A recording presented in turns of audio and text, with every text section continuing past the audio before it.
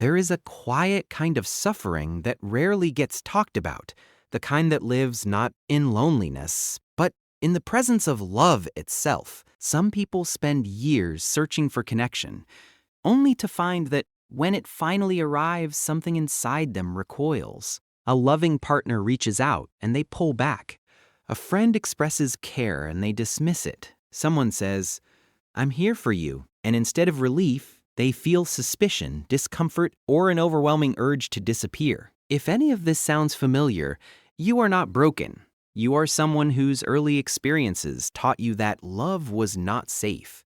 And your nervous system has been faithfully following those lessons ever since. To understand why some people struggle to accept love, we have to travel back to the very beginning of how we learn what love is. Long before we had words to describe our experiences, we were already forming deep, wordless conclusions about relationships. As infants and young children, our primary caregivers were our entire world. How they responded to our needs, whether they were consistent or unpredictable, warm or cold, present or absent, became the blueprint for every relationship we would form thereafter. Psychologists call this attachment theory, and it tells us that the patterns we develop in childhood don't just fade away when we grow up.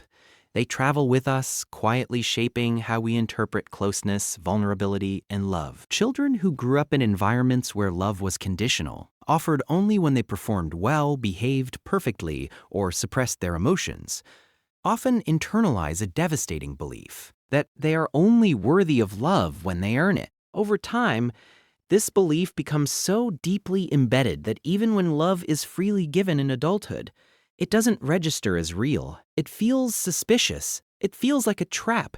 The mind whispers, "What do they want from me?" Or, "They don't know the real me yet." The very presence of genuine affection triggers an anxiety rooted not in the present moment, but in the accumulated weight of every time love was withheld, withdrawn, or made to feel like a transaction. Then there are those who didn't just experience conditional love, but inconsistent love. A caregiver who was warm one day and distant the next, affectionate sometimes and critical others. This kind of upbringing produces what psychologists call anxious attachment.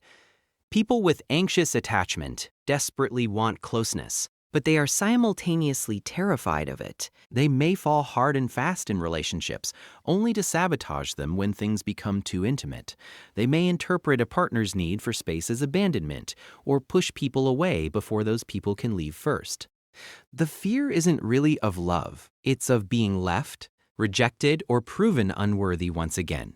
On the other end of the spectrum, some people learned early that emotional needs were a burden. Perhaps they were raised to be self-sufficient, told not to cry, or simply never saw vulnerability modeled by the adults around them.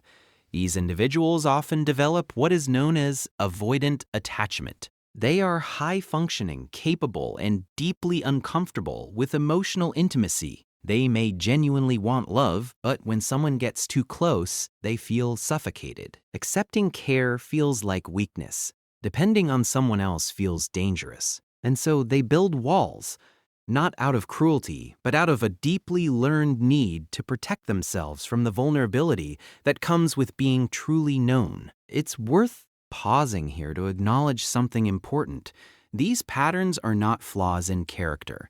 They are intelligent adaptations. At some point in your life, keeping people at arm's length, doubting expressions of love, or refusing to rely on anyone may have been the very thing that helped you survive. When the people who were supposed to love you unconditionally didn't, or couldn't, learning not to trust love was a form of self-protection. The tragedy is that what once served as armor can become a prison. The strategies that helped you cope in childhood can isolate you in adulthood, keeping you at a distance from the very connection your heart is longing for. This shows up in relationships in ways that can be confusing, even to the person experiencing them. You might find yourself drawn to emotionally unavailable partners, not because you enjoy the pain, but because unavailability feels familiar. It matches the internal story you carry about what love looks like. When someone who is genuinely available and loving shows up, The lack of drama or uncertainty can feel wrong, even boring, because your nervous system has never learned to recognize safety as love. Healthy love can feel flat, precisely because it doesn't trigger that familiar cycle of longing and anxiety. And so, without even realizing it, you might unconsciously create distance, starting fights over small things, becoming suddenly cold, or finding reasons why this person isn't right for you. There is also the profound role of shame. Many people who struggle to accept love carry a deep, often unconscious sense that they are fundamentally unworthy. Shame whispers that if someone truly saw all of you, your fears, your failures, your messy inner world, they would leave. So love becomes a kind of threat. The closer someone gets, the more exposed you feel, and the more urgently you need them to retreat before they discover the truth you've been hiding from yourself, that you don't believe you deserve to be loved. Accepting love, then, feels like setting yourself up for the inevitable devastation of rejection. It feels safer to never let it in at all. But here is what psychology and countless stories of healing tells us. These patterns, however deeply rooted, are not permanent. The brain is remarkably plastic. The attachment styles we develop are not life sentences.